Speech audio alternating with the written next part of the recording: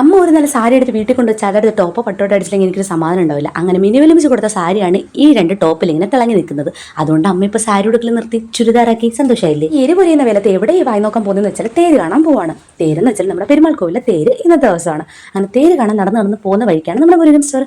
ഇതാണ് നമ്മുടെ മുരുകൻ സ്റ്റോർ.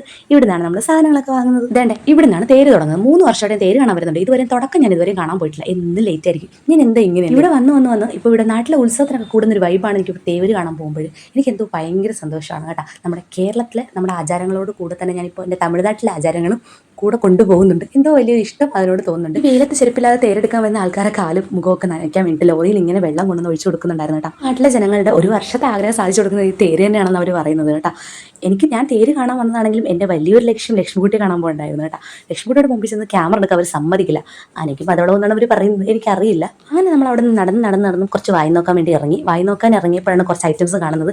എൻ്റെ കണ്ണിലെപ്പോഴും മാലയും വളയും മാത്രമേ. എനിക്ക് വായി നോക്കി കിട്ടിയത് പാവക്കുട്ടിയായിരുന്നു കേട്ടോ. നല്ല രസം ഉണ്ടായിരുന്നു അതിനെ കാണാൻ വേണ്ടി. എനിക്ക് ഇഷ്ടപ്പെട്ടു. രണ്ടെണ്ണം എല്ലാവരും ഞാൻ എടുത്തേനെ. ഇത് പിന്നെ എനിക്കും ആണല്ലോ.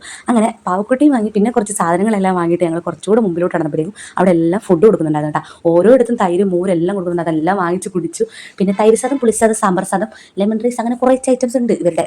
അങ്ങനെ അതെല്ലാം വാങ്ങിച്ച് എല്ലാം ഇല്ല കുറച്ച് ഐറ്റംസ് ഒക്കെ നമ്മൾ വാങ്ങിച്ച് കഴിച്ചു.